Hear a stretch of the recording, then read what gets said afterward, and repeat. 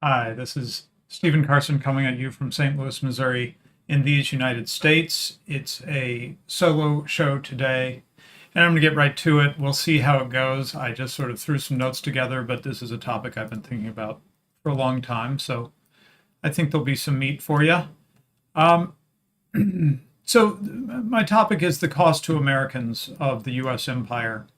Um, and obviously, we could talk about the cost to non Americans of the US empire, and I think it's a worthy subject.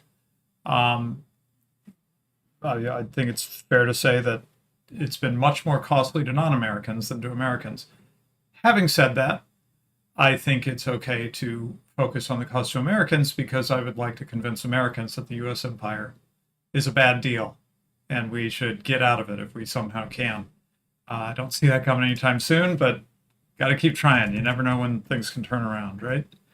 Um, so, first, let me talk about war. An obvious cost of empire, right? Is when the U.S. actually ends up going to war, Americans are dying. Uh, First thing I'd like to highlight is the pattern of the American people being tricked into war. This has happened over and over. And in fact, I haven't done a thorough study of it, but every time I dig into how one of these wars started, it's it ends up there was deception at the beginning. Let me give an example: World War II, to pick a random war. World War II was preceded by the America First movement, much maligned, but I think it has a lot to say for itself. It was the largest anti-war movement in U.S. history, and it was fueled by something that a lot of people don't remember, which is that World War One had been a deception, and scholarship, revisionist scholars, so-called, that's I think where the term really entered the mainstream, was revision about the causes of World War One. Revisionist scholars were really winning the day, Harry Elmer Barnes and so forth, and the Americans were learning that World War One had been we'd been tricked into it.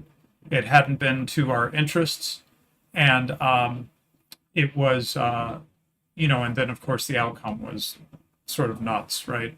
With the, as we know, the Versailles Treaty and so forth just set it up so that essentially there was sort of a world war with two parts and a little space in between. Anyway, so Americans did not want to do this again, and that is why the America First movement was so large. Pearl Harbor was furthermore a trick. And what do I mean by that? I don't mean like 9/11 kukri type stuff, we imagined that Japanese planes attacked Pearl Harbor. No, no, no, that's not what I mean. I just mean that if Americans had had the full context, then the events of Pearl Harbor would have been interpreted quite differently. Pearl Harbor was the result of Roosevelt desperately trying to get the United States into the war somehow. He wanted to be involved in the war in Europe. That's what really interested him. And he just couldn't get it to happen. He provoked Germany in many ways, and Germany wasn't stupid. They didn't want the U.S. to get into the war. So they just, no matter what the U.S. did, Germany would not retaliate, would not take the bait. And so came about the approach, what was called the back door to war. That is, let's get into the European war by getting into the war in Asia. And sure enough, they were able to accomplish that by, I think in particular, embargoing Japan, starving it of oil. All of this was being done in a secretive way. The American people did not know that Roosevelt was doing provocative things that were likely to pull us into war. That would have been highly unpopular, the America First movement, right? And so when it did finally happen, it was, well, I'll tell you what the pattern looks like to me every time, but I'm not going to go through them, but similar patterns with the Spanish-American War, World War One, Korean War, Vietnam War, Iraq War. Remember weapons of mass destruction for you younger folks? That was the sort of the lie on that one. Every time you dig into these, the sinking of the Maine, and every time you dig into one of these, you find that there's just outright just lying. I think I don't remember the details on Gulf of Tonkin, but I think they might have just like literally made it up. Like nothing happened, they just made it up or something. Anyway, it's crazy. You can go nuts digging into this stuff and seeing Americans get tricked into supporting one war after another. Um, but what is the pattern every time? The pattern every time is, um, the State Department or whoever's behind these things is making moves that are likely to draw the U.S. into a war. And then somebody retaliates, or it's pretended that they retaliated, or whatever. And the U.S. presents itself as a victim of completely unforeseen, unprovoked, out of the blue, out of nowhere, this happened. Boy, we couldn't have seen that coming. This is, the darkest day in American history and all this crap, right? So, I just wanted to go through that real quick. I don't know if that's a cost. Is it a cost to be deceived? I mean, I don't like being deceived, but that's sort of a cost of the empire, is the way that it results in us being drawn into war. And I think that in general, these wars, in general, pretty much always, these wars have not been in the interests of the American people. Heritage Americans, whatever you want to call it. The Americans who have been here from way back, from before it was the United States of America, the settlers and the descendants of the settlers and so forth. I don't think it's really been in their interest. Now, having said that, it's often in the interest of some little group that has recently arrived that is trying to pull the U.S. to get involved with their home country's conflicts, right? You might have noticed that there'll be people marching with foreign flags in American streets. Sometimes brawls will break out between like two ethnic groups that are in conflict back in their home countries, and now they're fighting over it in our streets, right? This is nothing new. This has been going on for a long time. The U.S. has been long drawn into conflicts that really don't concern traditional Americans, but are of great interest to these small little groups, right? So just to pick one special interest group at complete random, you may notice how many recent wars seem to have to do with the interests of Israel than what's good for Americans, right? At the time of the Iraq War, 20 years ago now, over 20 years ago, which I opposed. We talked a lot about the neocons, right? But separating, the origins of the neocons and Trotskyites and Straussian and blah blah blah. Setting all that aside, I mean, what were we really talking about? We were talking about a small but influential group of people who manipulated and lied. Weapons of mass destruction came right out of the neocon lie factory. Manipulated and lied until they got their way, and they got us pulled into something that really had nothing to do with the interests of Americans themselves. So this to me is a cost of empire, right? I don't think Switzerland gets pulled into fighting Middle East wars because everyone knows they're just not doing that. That's just not what they do. They're not drawn into things like that. That's not on the table because the U.S. has got a standing army, which the founding fathers told us not to do. Because the U.S. has a standing army and at this point a globe-spanning navy and all that. Well, there's lots of people who are like, a lot of soldiers and ships that, boy, it'd be awfully nice if they helped me out with my little local conflict over here, right? But I wonder maybe we could spread some money in D.C. and get some people to help us, present our conflict as, one for liberty. We're fighting for liberty down in Central America, and you guys got to come and get involved, right? This is just always going my whole life. I mean, this stream, by the way, is not triggered by anything in particular, except I know that something else is coming. I mean, I'm not trying to. I predicted 9/11. I'll get to that in a moment. I'm not trying to predict anything here or be prophetic. It's just obvious. The U.S. empire is not being shut down. We're going to have another something that we get drawn into. It's not going to be in the interest of Americans. It's going to be in the interest of Israel or who knows, Taiwan or something. I don't know. Who knows what will be next, right? I'm not trying to do that today. I'm just saying that the pattern is unmistakable.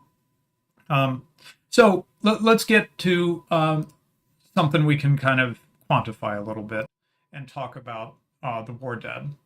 So this is the Wikipedia page on military casualties of war. I'm going to focus on this column here, total U.S. deaths. So that includes combat and other deaths. I am going to briefly highlight the war between the states, which may sound odd, right, because I'm talking about the empire. And I'm not going to try to defend that decision right now, but if you wonder why I'm pausing on this, besides just the huge numbers, right, the estimated 655,000 dead, counting both sides of the war. If you wonder why I'm pausing on that, I recommend the series we did called The Road to Empire. And that begins with the war between the states.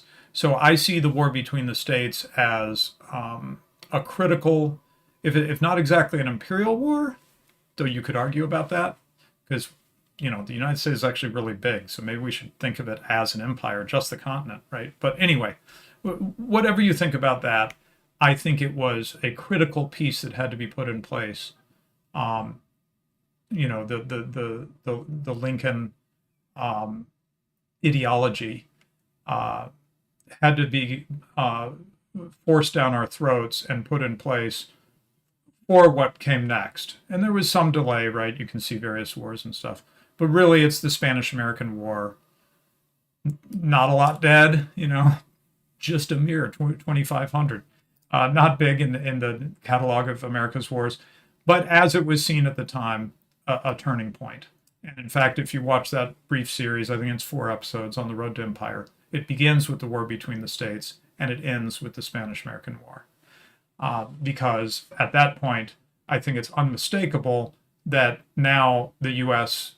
is not just doing anything that could be argued as being domestic, it's just going and grabbing foreign territories from the Spanish Empire and adding it as a territories of its own, and off we go with concentration camps and so forth. The U.S. was a big early user of concentration camps, by the way, in these wars here. Anyway, so going to focus on the big ones. As you can see, there's more of a list than most of us would remember. I mean, who remembers that in 1912 to 1933 there was an occupation of Nicaragua, during which 159 soldiers died. But anyway, World War I, 116,000. World War II, of course, just staggering at over 400,000 American dead. Korean War, 36,000. Vietnam War, 58,000. And then the ones that happened in my lifetime, very few dead in the Gulf War, 2,300 dead in Afghanistan, 4,500 dead in Iraq. And it's a big number overall. Obviously, that includes the war between the states, but over 1 million Americans dead in these various wars. That seems like a cost worth thinking about. And they try, as you can see with the smaller numbers as you get to these more modern wars, they try to use bombing and drones and so on and so forth. But in the end, you don't take ground unless there's boots on the ground, right? You can't just completely remote control a war. And so if we're going to get it pulled in, as I suspect we will, to yet another war, Americans are going to die. Which, I'm not saying that, I think men understand that sometimes you have to fight for what's right, and sometimes that means you die. Fair enough. But my point is, that's why I started with talking about how we get tricked into these wars. It's one thing to die for, a just cause and die to protect your family. It's another thing to die because you got tricked into it by a special interest group that's manipulating your government and greasing palms. I don't find that very glorious, personally, or manly. It just makes me feel like a sucker thinking about that. Okay, so let's see. Right, so that's the obvious cost. I'm not going to belabor it. We all know about the many Americans who have died in wars. But let me bring up some other things that maybe you wouldn't think about right away when you think about the cost of empire. That's this phrase that I think we got from the CIA, maybe, blowback. Blowback is when they do an operation and it kind of doesn't go exactly. There's unintended consequences, right? And it kind of blows up in our face. So to me, the big example, I mean, I was there, I predicted it, I watched it unfold, even though I kind of knew it was happening. It is still, one of the worst days of my life, was September 11th, 2001. I do mention occasionally that I predicted it. I can't really prove it. You just got to trust me. I hope I'm trustworthy enough that, I wouldn't just make crap up. If I could find this one coworker that I was working with at the time, I don't even remember his name, then he could tell you. But as it was happening, he came over and he said, "Stephen, you said something like this would happen." Like literally, we're watching the planes hit the towers, and he tells me this. He tells me this as we're all gathering to watch in the cafeteria at work. So how did I predict it? Well, I knew what the U.S. was up to abroad. I knew that it was provoking in Iraq. I knew about Madeleine Albright, Secretary of State Madeleine Albright, being asked, it's been estimated that 500,000 children have died because of sanctions on Iraq. Do you think it's worth it? And she says, yeah, I think it's worth it. I don't know if most Americans even knew about this, but you can kind of imagine the effect that had across the Middle East, to hear the Secretary of State of the United States wave away 500,000 dead children, dead Arab children. It wasn't a good effect. That combined with the view that the U.S. would back Israel no matter what it did.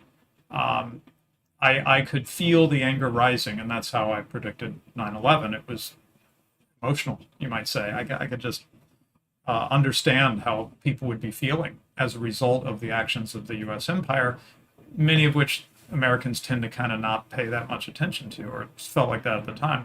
So when it happened, it was a very different experience for me. It was obviously just as horrible as anyone, but I didn't buy this story that gets often told, that it's we didn't do nothing. I knew that what the U.S. empire had been up to, and I knew that 9/11 was blowback for what the empire had been doing. So I responded very differently. I didn't have the these colors don't run kind of response. I talked about how this was an opportunity for the U.S. to reflect and try to understand what was going on. Take it as from the Lord, and think about this and maybe dig and realize, what did we contribute to the situation, But instead, it just resulted in more wars that were not for the benefit of Americans. And as, some of the veterans of those wars realized later, bitterly, that they had fought and their friends had died, and it wasn't for what they were told. It was for other reasons.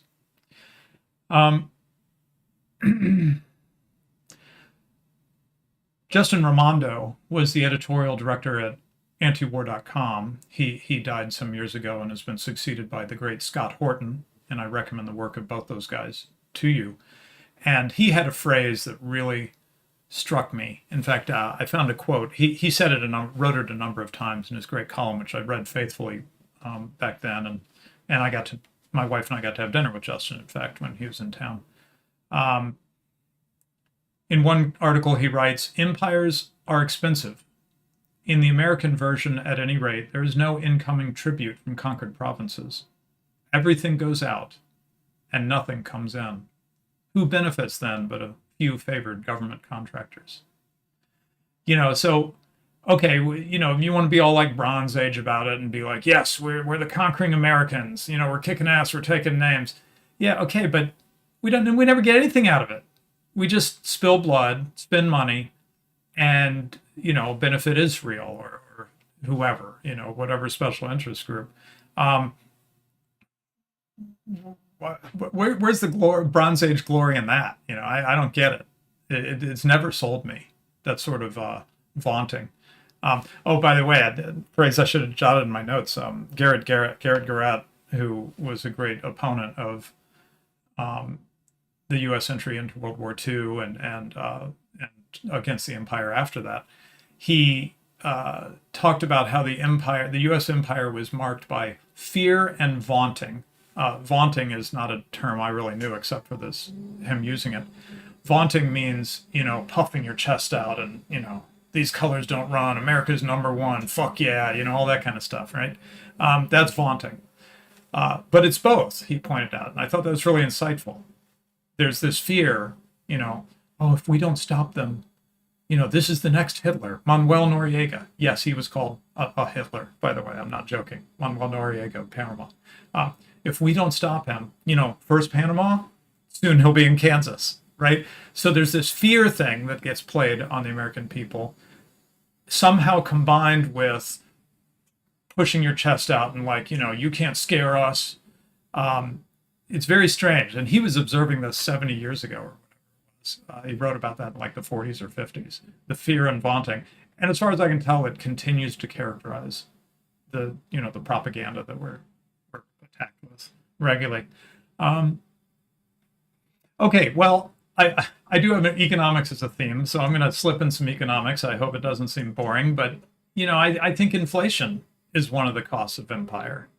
The way this whole show is run, we've done some deep dives on this channel with some friends, is that there's constant increase of the money supply by the Federal Reserve. And that factors into this weird global dollar system where having other countries hold US debt, treasuries, is somehow a factor in controlling the world. You owe us money, so now we control you. I don't totally understand how it all works, but there's a little side effect for regular Americans, right? Which is the insane inflation of the US dollar. I mean, I won't bring up the charts, you've probably seen them, but that a dollar today is worth what a nickel was 100 years ago or something, right? Well, that might not seem so bad. You're like, okay, well, yeah, but we just kind of adjust, Okay, but economists have looked at some of the downsides of this, and there's a lot, but I'll just pick two out real quick. One is what's called the Cantillon effect, after Richard Cantillon or Cantillon, however you want to say it.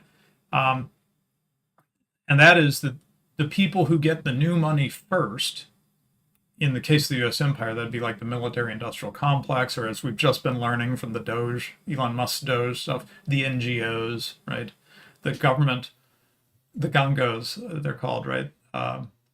Government-organized, non-governmental organizations. So all this new money gets handed to them first, and they're able to bid up and buy stuff before the full effects of the inflation are felt as the new money spreads out into the economy, and eventually we start to adjust prices. But if you get the money first, if you're the counterfeiter, the friend of the counterfeiter, so to speak, then you're going to benefit at the expense of the suckers who get it last, right? And who are the ones who get it last? Well, kind of regular, hardworking Americans who aren't grifting off the political system. Retirees on a fixed income and stuff like that. For them, it's just bad news. This inflation isn't making Americans great. It's making certain people wealthy, select individuals who work the political system, but not most of us.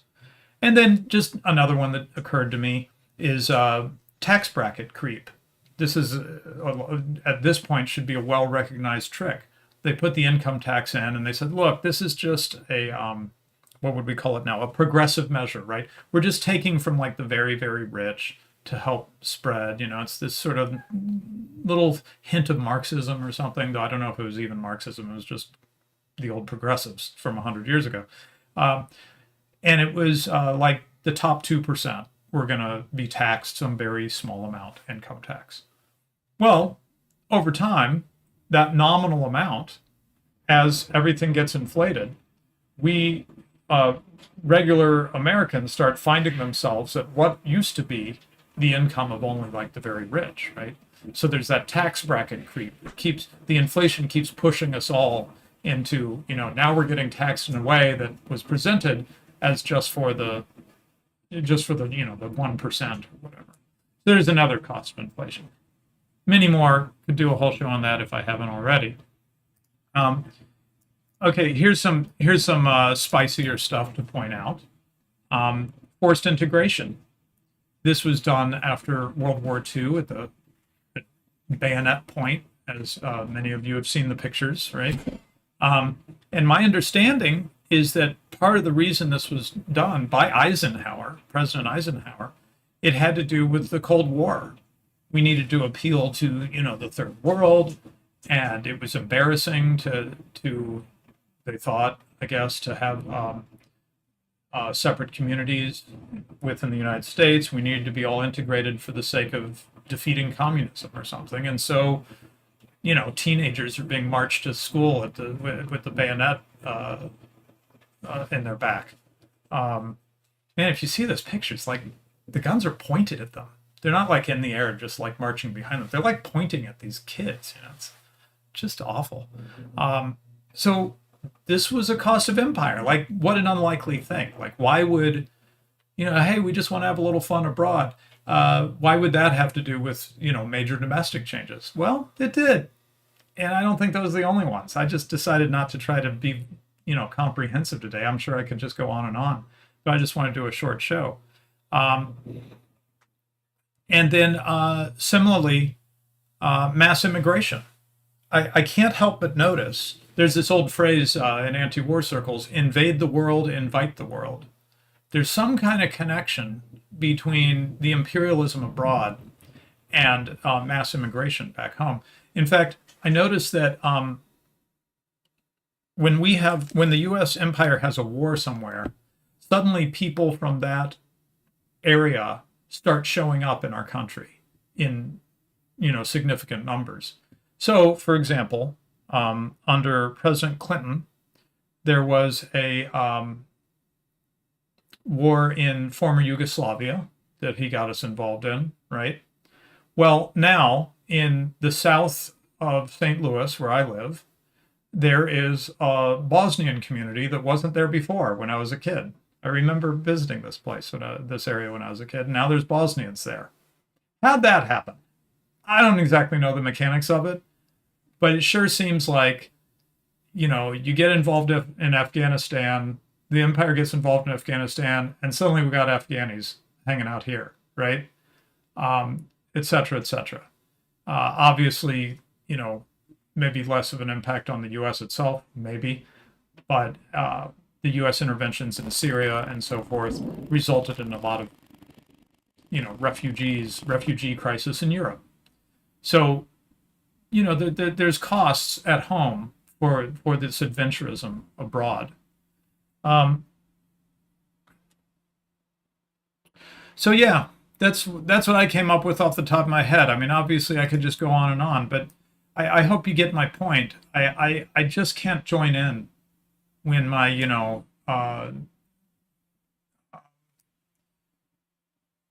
right wing friends or whatever there are just cheering on the U.S. empire and hey, let's take over more places.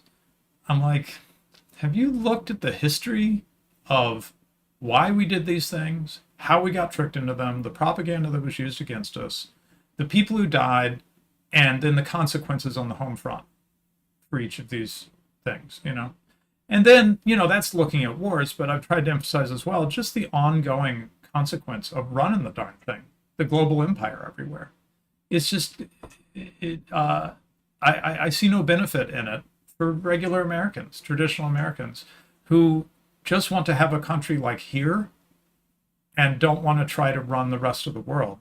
Most Americans, America itself, just the continental USA, is really, really big. People who are from Europe or something may not really comprehend.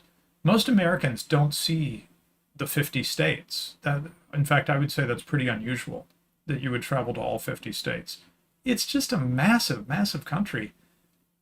It's an adventure just to explore America. It really is. I did it with my family when I was a kid. We went to Colorado Springs and stayed on a mountain across from Pikes Peak so that when we opened the tent in the morning, we were seeing Pikes Peak. We went to the Badlands. We went camping down in Arkansas, close to home here. Canoeing, of course, the traditions of my people. floating on the rivers here in Missouri is very common. Missouri summer fun. Um, South Florida, I know really well. I was born there and then went back there to visit grandparents and cousins most of my life. Um, I go to Alabama, the Mises Institute, every year. I used to go a couple times a year. It's an 11-hour trip. I mean, we do travel, but we spend a lot of gas or plane tickets doing it, and it's just a big place. I don't know why we need to concern ourselves with. There's so much wrong here to address, and so many good things to enjoy. Why do we need to be involved in Beirut or something? Like, can't the people there deal with that? Like, what? Wait, did God come down and give Americans like a mission to run the world? I, I've just never understood what the selling point on this is. In fact, I don't know that they really try to sell the overall empire that much. They just try to trick us one incident at a time. Oh, we got to be involved. Oh, don't you feel sad? Here's a picture of a crying child or a starving child. Um, and now suddenly we got to spend money and go be involved somewhere. Anyway, so I could go on and on. Let me see. Yeah. Okay. Well, first of all, let me acknowledge anyone who paid money here. That is always appreciated. Okay. Yeah. So we have a super chat from Caleb. Appreciated your latest stream with AM, Apostolic Majesty. Thank you. That had to do with the sympathy for the South and the war between the states from most people in England. Most of the educated in England were really sympathetic to the South during that war, and sort of a lost bit of history, especially because once the North won, a lot of those people in England conveniently forgot that they had supported the South. That's how it goes when wars are won. But I thought that was pretty interesting material that we went through there.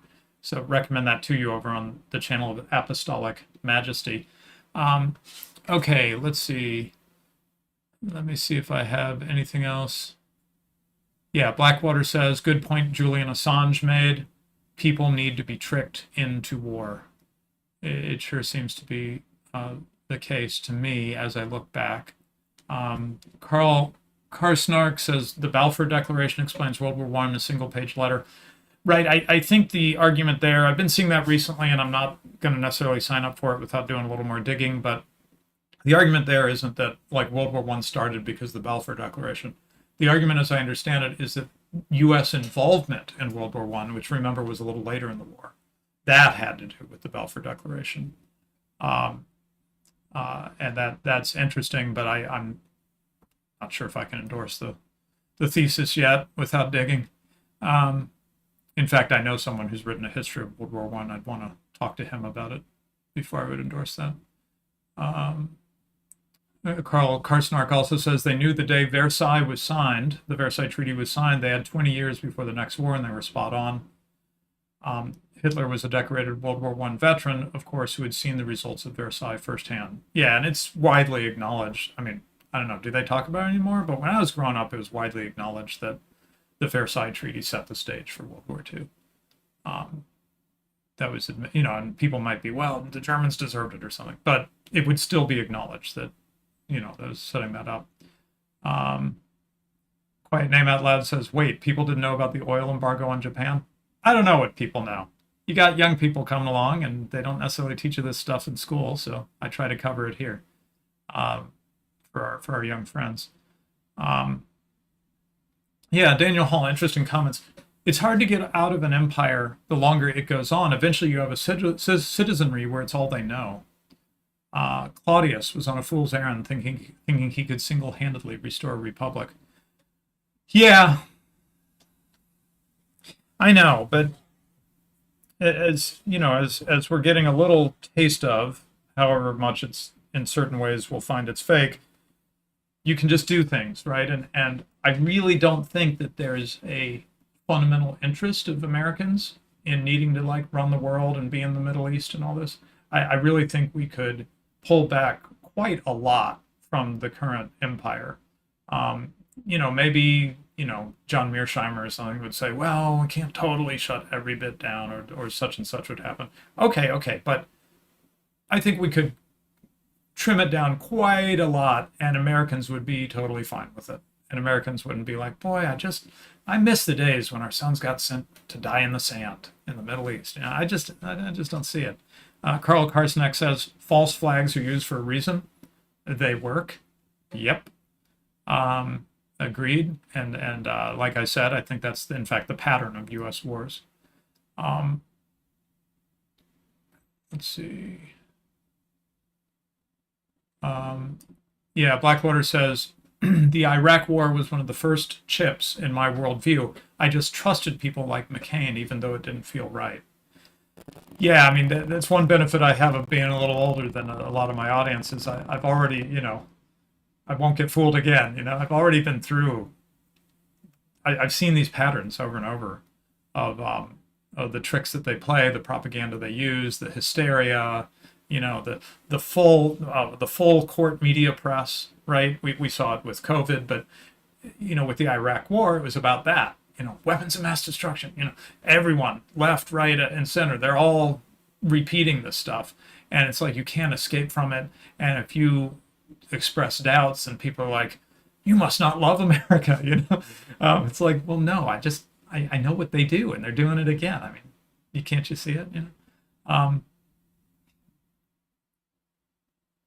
Yeah, Daniel Hall adds, that was my red pill, watching every liberal media go all in while expert voices were being silent and dissenters like Phil Donahue got shelved. Yeah, that's a great point. People wouldn't remember Phil Donahue was a fixture on TV. He opposed the Iraq War. Away he went. Carl Karsenek says every U.S. senator has an Israeli, and only Israeli. Well, they had the Ukraine flag for a while, but I think they've quietly taken those down. Israeli flag outside at the same height as the U.S. flag. Any questions? Yeah, agreed. It's really not acceptable from my view, if you care about the interests of the American people, to be so blatantly advocating for the interests of another country when you're serving in public office. I mean, I don't think even regular Americans should be doing that personally, but when you have taken an oath and we've hired you, we've elected you, we pay you to represent the interests of the people, and you're sitting there waving an Israeli flag or Ukraine flag. I mean, come on. Yeah, I mean, there is treason is a good word for it. Let's see.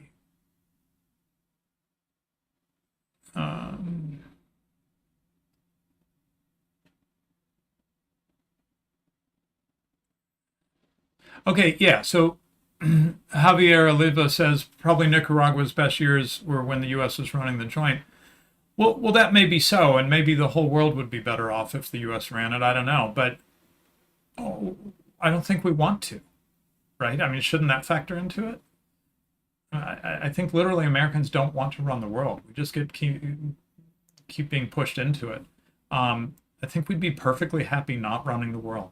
That would be okay with us, and that should count, right? We're people with our own agency and our own life with its own mission, and it does seem like in certain ways America is just sort of more functional in the way things are run, and there's places in the world where things are pretty dysfunctional and there's trash in the rivers and all that.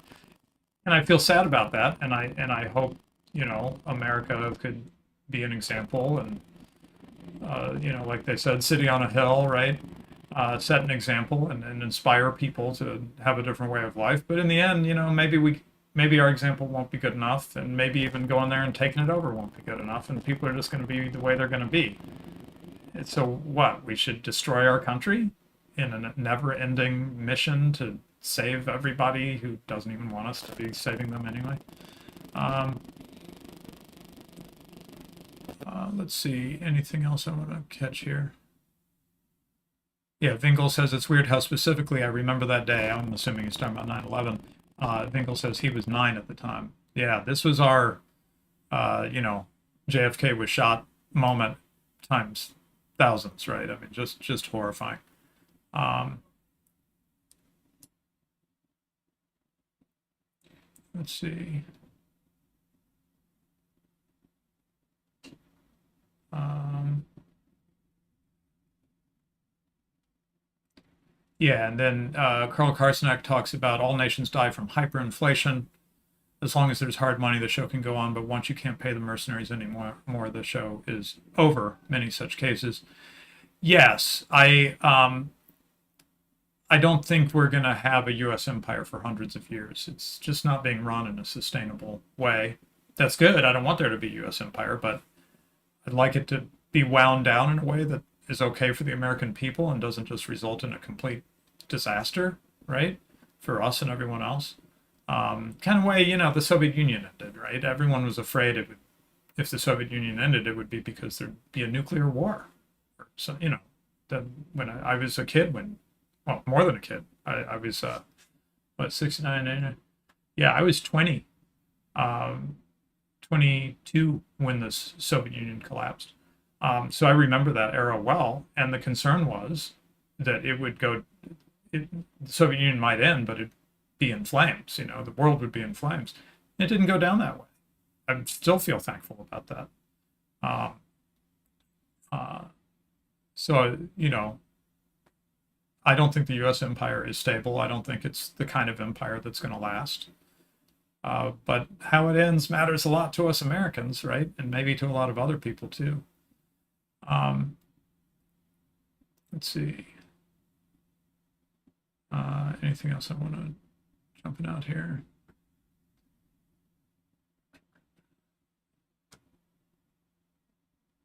Okay, sorry. Let's see. Oh yeah, okay. And well, okay, if Vingel puts his finger on it, if there's anything that would be sparking me to talk about this now, though I could have talked about it at any point, because the U.S. empire has been there my whole life, and I don't think it's going away tomorrow. Vingel says, I appreciate that. Too many people going gung-ho now that they think the empire is on their side for some reason. Yeah, and this is what my friend Academic Agent predicted. He said, the woke stuff is pissing people off, and most critically, the families that have always been the backbone of the U.S. military, the ones who actually fight on the front lines. I don't just mean people who join and do administrative jobs, but the combat troops have mostly been like these Scots-Irish from the West Virginia mountains, people like that, right? They're not all from West Virginia, but you follow me. There's a certain demographic that has been key to the U.S. actually putting boots on the ground, being an effective fighting force. And the political formula of woke was so bad that they were having trouble recruiting anyone into the army. And so Academic Agent predicted that they're going to put woke away, and they're going to present it as like, hey, we're base now, so the people sign up again. So those boys will sign up again. Or as he put it, they need white boys to die in their wars again. Because, there's all the manipulation with money, and there's all the Fox tricks, right, that you can do. But in the end, if an empire can't back it up by putting boots on the ground, eventually people notice, and they just start ignoring you, right? You got to be able to back it up with force, or your empire's over. So it was an existential issue. It has been an existential issue that they couldn't recruit to the military. Unfortunately, it'll probably work. People say, well, for President Trump, I'm going to go fight and die in the sands, in the Middle East. It's terrible. I wish I could shake all these young guys and tell them, don't do it, man, don't do it. We've been through this. It's a trick. It's another trick. Okay, anyway, I guess I'll stop. The conversation goes on. Yeah, anyway, so want to do something relatively short, under an hour, short for me. Got most of the content in like the first half hour. Thanks, everyone. I obviously could work this up and do a fuller piece, like a Substack piece. Maybe I should if I get time. Talking about the U.S. empire versus Americans. And just mostly I think the value here is just thinking about the different angles of it. Obviously the ones who die in war, but also the blowback, like 9/11 and other incidents. The mass immigration, there's a lot of ways that the empire is hurting Americans. that I think we don't think about enough. So, like any sensible person, you look at the benefits, you look at the costs, right? I think the benefits are like none, and the costs are tremendous and multi-layered and deep. So, anyway, that's my pitch. Support me on Subscribestar if you get a chance. It's in the video description on YouTube. Thanks for joining. Should be back with Black Horse for some more. Well, we're kind of running out of financial stuff right this moment. I mean, you never know what happens the next week. So we do have some other topics we might get into, broader historical topics or whatever, because there's other interests we have in common.